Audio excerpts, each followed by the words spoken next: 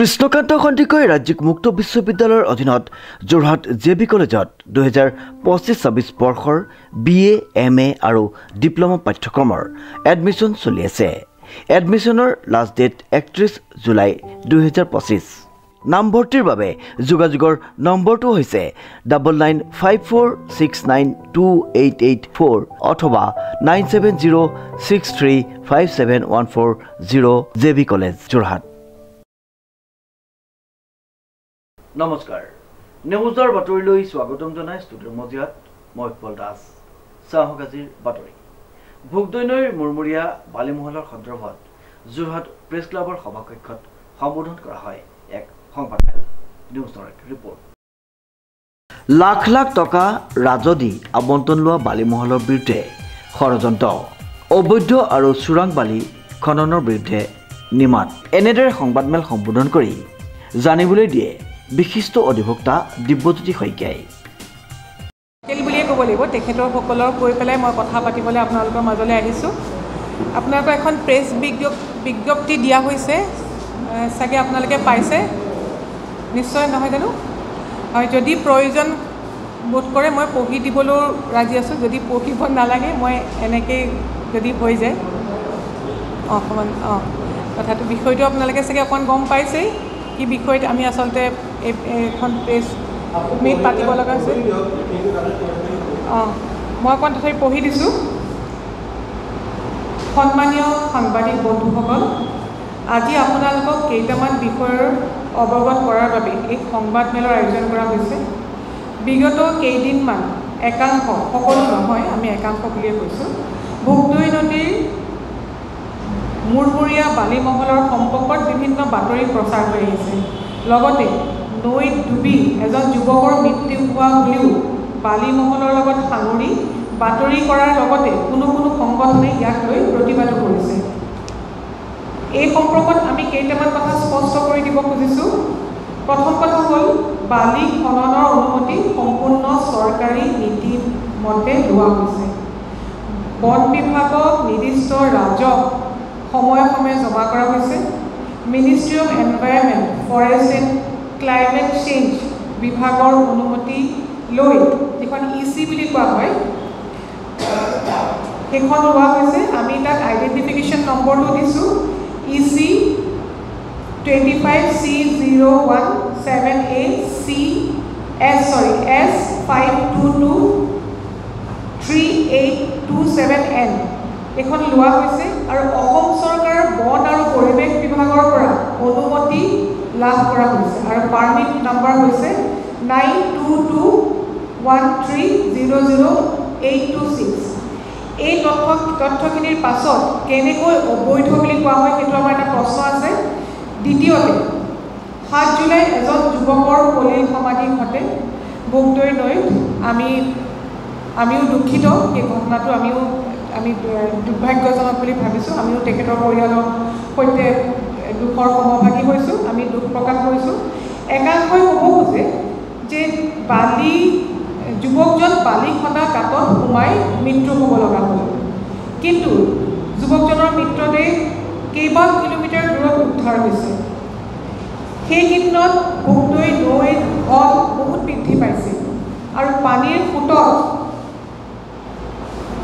সোঁতো বহুত বেছি আছিল, যাৰ বাবে ভোগদৈ নৈৰ ৰাজতীয়া সমীপৱৰ্তী অঞ্চলৰ দুজন লোকৰ ভোগদৈ নৈত সলিল সমাপ্তি ঘটিছিল। আমি সেই ঘটনাটো দুখ প্ৰকাশ কৰিছোঁ।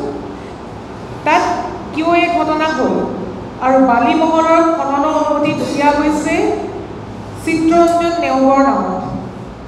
এইকেইদিন কেইটামান সংবাদ মাধ্যমে ৰঞ্জন তাছা, পৱনজিৎ শইকীয়া আদিৰ নাম সাঙুৰি আছে।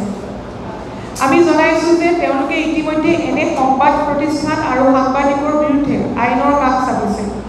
যিহেতু এটা সংবাদ মাধ্যমত ৰঞ্জন তাছাৰ সন্তানৰ আলোকচিত্ৰ প্ৰচাৰ কৰা হৈছে, যদিও ব্লাৰ কৰি দিয়া হৈছে, সন্তানৰ আলোকচিত্ৰ প্ৰকাশ কৰিছে, যিটো সেই কণমানি কিশোৰীগৰাকীৰ মানসিকভাৱে বহুত প্ৰভাৱ পৰিছে। সেইটো আপোনালোকক জনাইছোঁ। গতিকে সেই বিষয়টোৰ ওপৰতো আইনৰ কাষ চপা হৈছে, যাৰ বাবে স্থানীয়ভাৱে গোচৰ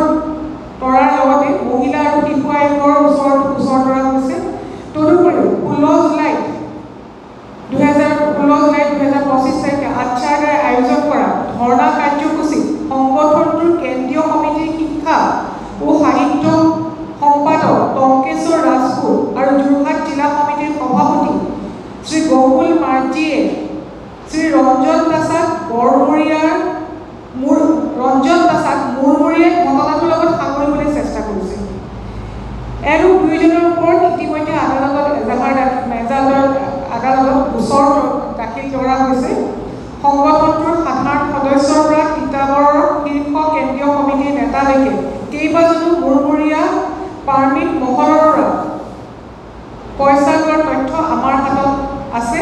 প্ৰয়োজন হ'লে সকলো তথ্য ৰাজহুৱা কৰা হ'ব। আৰু আচ্ছাৰ সৈতে ৰঞ্জন তাছাৰ পৰিয়ালৰ কেইবাজনো সদস্য জড়িত হৈ আছে আৰু এই জাতিটোৰ প্ৰতি তেওঁলোকৰ যথেষ্ট অৱদান আছে। তেওঁলোকৰ এজন ব্যক্তিয়ে আমাৰ যোৰহতীয়া ৰাইজক প্ৰতিনিধিত্ব কৰি আছে কেইবাবাৰো।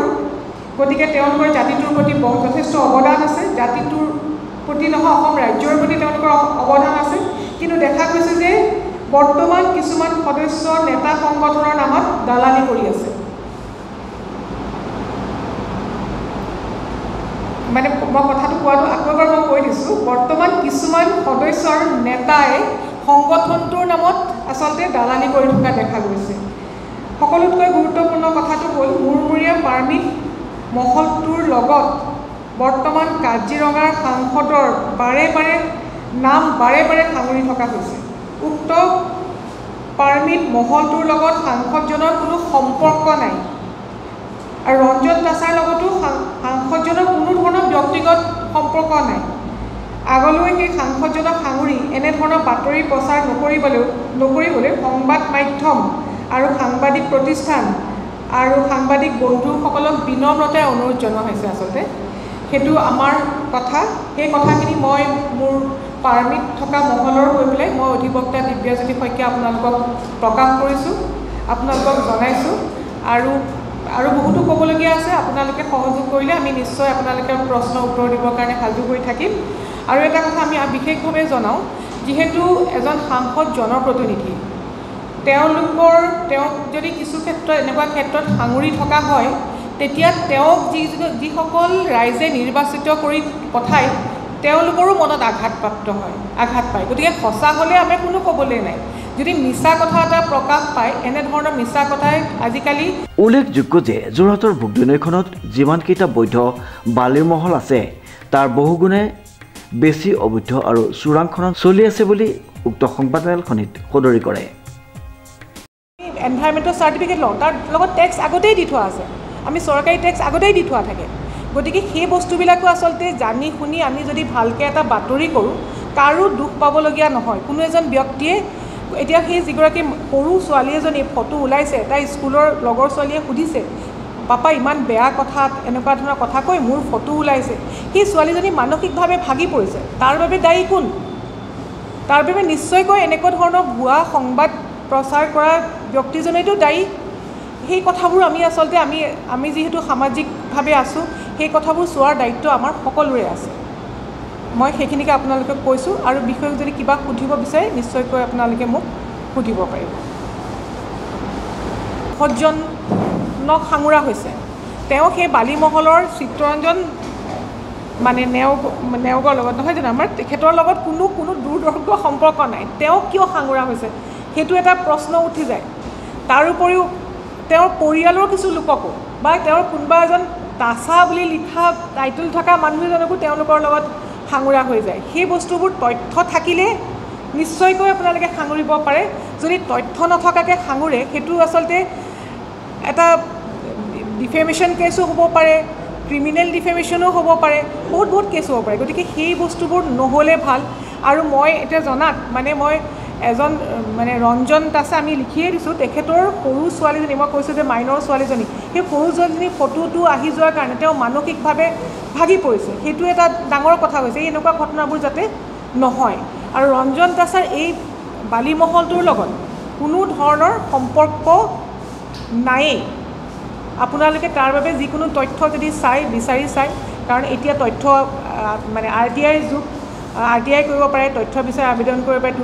যিখন তথ্য জনাৰ অধিকাৰ আইন 2005ত তাৰ আণ্ডাৰটো কৰিব পাৰে। আপুনি কোনো তথ্য আপোনালোকে ৰঞ্জন তাছা বা কাজিৰঙাৰ সাংসদজনৰ কাৰো লগতে আপুনি এইবিলাক বস্তু জড়িত একো কাগজেই নাপায়।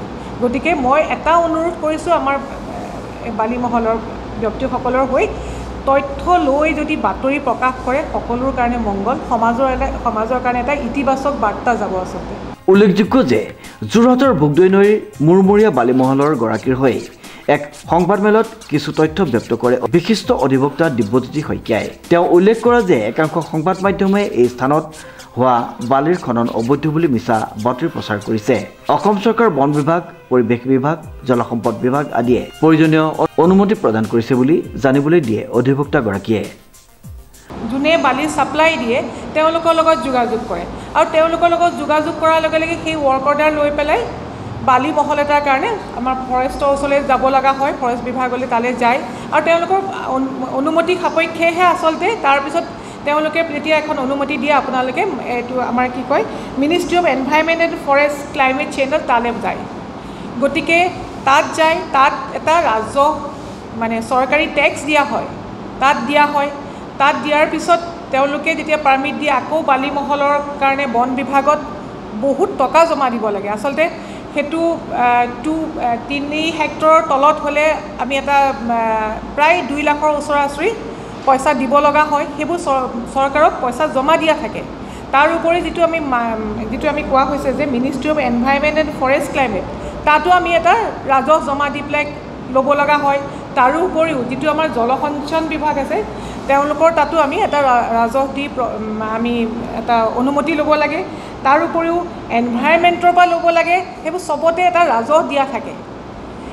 সেইটো কিয় দিয়া থাকে আমি এটা কথা কওঁ হা। এতিয়া আমি যেতিয়া গাড়ী এখন কিনো, গাড়ীখন কিনিলে আমি আজিকালি টেক্সটো আমি গাড়ীখনৰ তাতে লৈ টেক্স দিওঁ, যাৰ বিনিময়ত চৰকাৰক লাখ লাখ টকাৰ ৰাজহ দিয়া হৈছে।